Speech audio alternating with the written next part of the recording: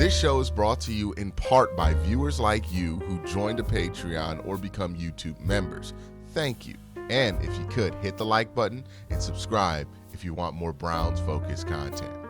You know, this is a weird game versus the Pittsburgh Steelers because usually I am used to Browns fans being ultra paranoid about the Browns losing against the Pittsburgh Steelers. Usually I am used to Browns fans being ready to be furious if the Browns lose to the Pittsburgh Steelers. But this week, for reasons that are becoming more and more obvious as each week goes by, it feels like the opposite is going on, right? Where, you know, Browns fans are going to be upset if the Browns found a way to win an extra game in what is a already dead season for them that could affect their draft positioning because of plans that people have made up in their mind in the future. So this is the kind of awkward spot that the fan base has been in.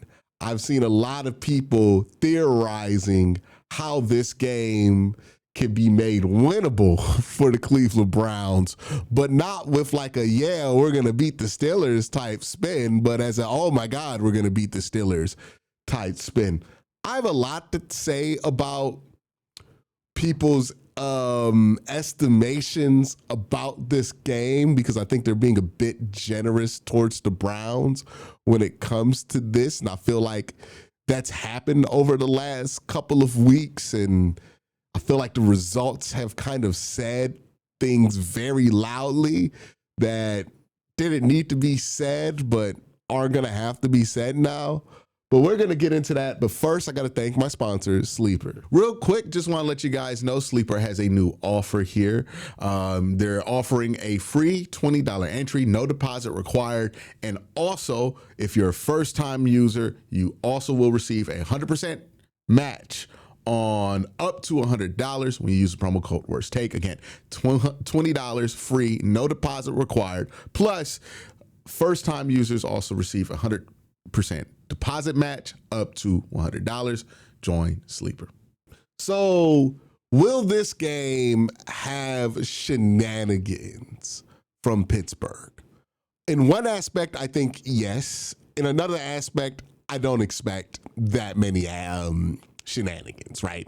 The one area I fully expect shenanigans is in Pittsburgh's attempt to keep Myles Garrett away from reaching the sack record.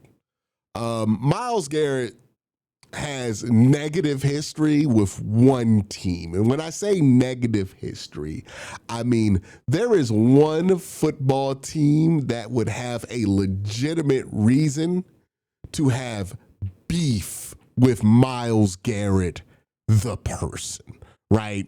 And the only team that has legitimate cause for that is the Pittsburgh Steelers. Now, one, obviously, they're the rival of the Cleveland Browns.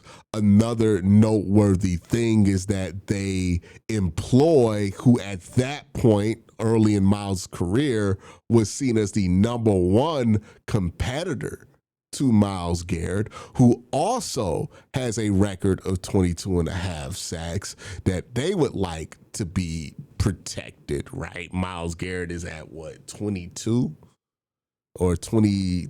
Where's Myles Garrett at? He's a half a sack away. So he's at 22 sacks. So if he gets to 23, he breaks the record. So, you know, there's the TJ Watt part of this.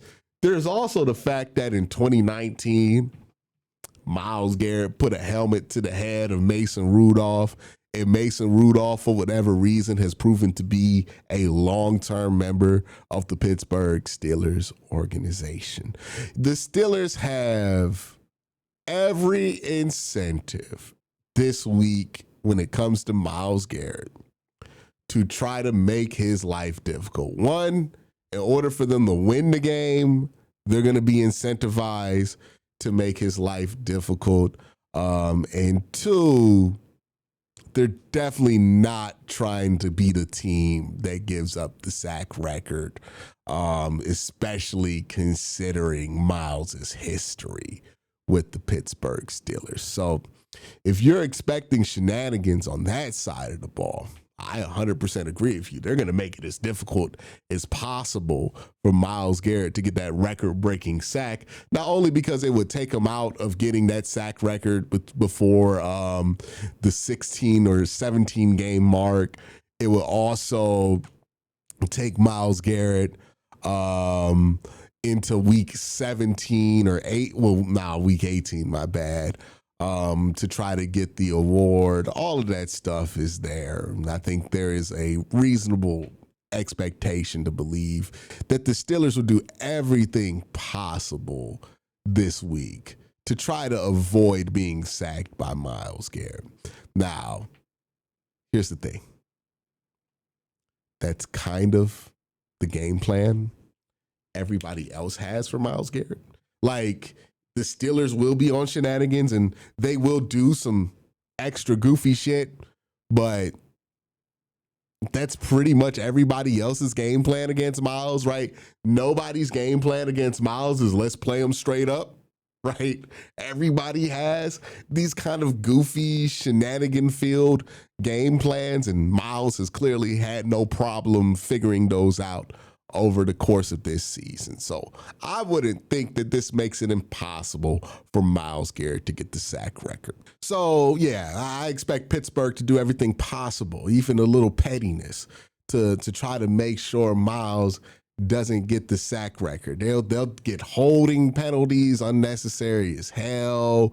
They'll try to false start. They'll do everything possible to try to make sure Myles doesn't get that record, because that's what their plan has been with Myles for the last couple of years, right? No team has been as shameless about them trying to avoid Myles getting those sacks than Pittsburgh. Then like that's been pretty shameless for Pittsburgh over the last couple of years.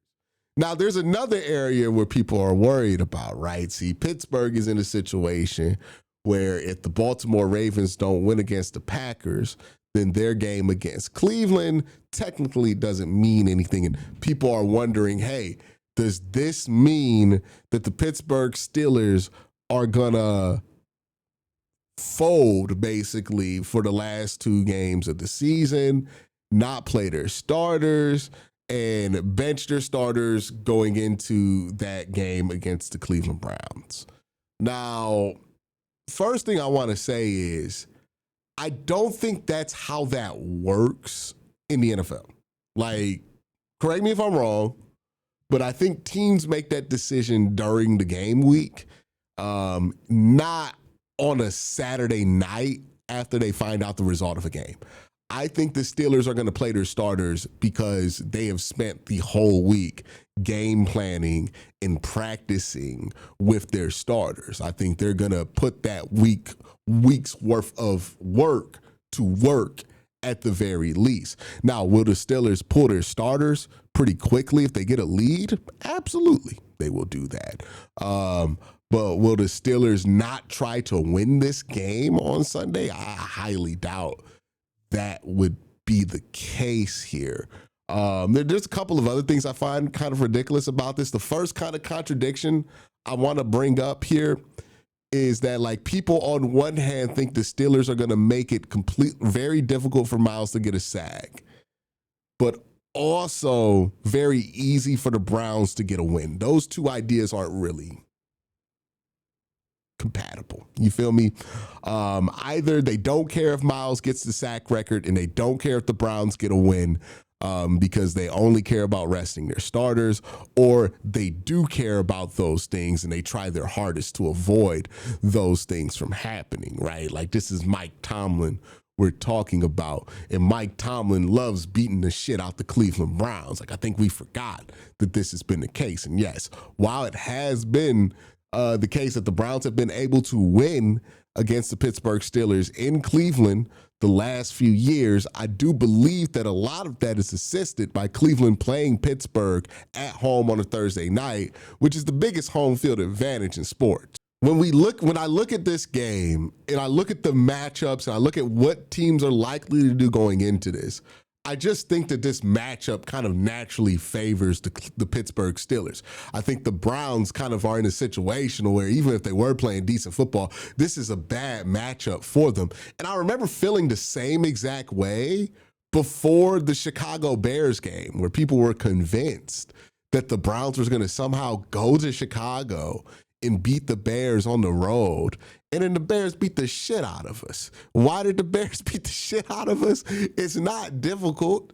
They were a much, much, much easier matchup to beat us, right? For whatever reason, the Browns are a tier of team this year that is so bad that they can lose to multiple one-loss teams this season, but also people can talk themselves into thinking are so good that we're just going to beat teams that are in the top of the division run for each respective team, right? The people thought we were going to beat the division leader in the NFC North, and now people are like, oh, the Browns are going to accidentally beat the Pittsburgh Steelers, which is insane. Like, I've watched this team struggle to beat the Steelers my entire lifetime, and we're talking about the Browns are going to beat them by accident.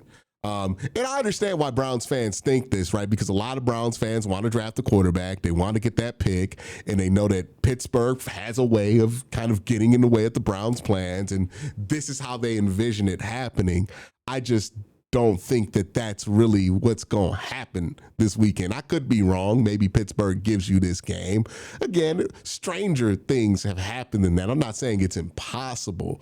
I'm just saying if Pittsburgh plays a relatively normal game, then this looks like a game that pretty obviously favors Pittsburgh. The Pittsburgh run game has been rolling the last few weeks. The Browns' run defense has been rolling in the opposite direction. Aaron Rodgers has been playing efficient football. They've been able to put up points. The Cleveland Browns offense has struggled to put up points. And then there goes in the fact of like, what's Steeler ball, what's Tomlin ball all about, which is minimizing mistakes and taking advantage of other teams that make mistakes. And the Cleveland Browns, they make mistakes more than anybody in the league. You talk about field position gaffes, you talk about special teams gaffes, you talk about defensive mess ups, offensive turnovers. We've been doing them at a high rate over the last 5-6 weeks on every side of the ball, and the idea that we're not going to do that this week versus a Pittsburgh team that is, one, good at forcing those things, much like the Chicago Bears, but two, really good at capitalizing on those things historically. I just don't see how people feel like this is going to be a win for Cleveland.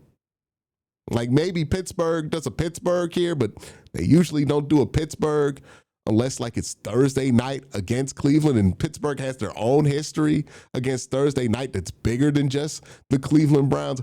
I think people are overthinking this one. I think Pittsburgh's clearly the favorite to win this game. Will they make Myles Garrett's life a little difficult? Sure. Will they try like hell to avoid Myles getting that sack this year? The sack record against him? Absolutely. Absolutely. I know this is a home game in Cleveland, but Cleveland's only 2 hours away from Pittsburgh. Browns fans haven't been showing up lately. We got to be honest about it. It's basically going to be a neutral site game at worst for the Pittsburgh Steelers. So it's not really like a road game for Pittsburgh. And honestly, they've been pretty comfortable in our stadium. So I don't know. Like, I don't really see the path there for Cleveland logically. Now, maybe if some players play outside of their mind, then something happens. But the Browns got a lot of people on the injury report. I imagine the snap counts are going to be pretty interesting because of the injury report and because of the fact that the Browns understand the position they're in and what they're trying to capitalize on. The Browns' turnovers this year doesn't make me confident that they're just going to play a clean game versus the Pittsburgh Steelers. I think it only makes sense to think the Browns are going to win this game if you're looking at this through like a perspective where the Browns winning is a bad thing. If you're looking at this from a normal perspective of like, hey, the Browns play the Steelers this weekend, I think it's pretty clear to see how bad of a matchup Cleveland is this year for Pittsburgh. It's just not a good matchup for them at this point of the season. I don't see the Browns kind of pulling this one out, but we'll see what happens, right? It's the NFL, anything can happen. But yeah, that's kind of how I view this game. Let me know how you view this one in the comment section down below. Y'all have a great day. Have an even better night. Peace.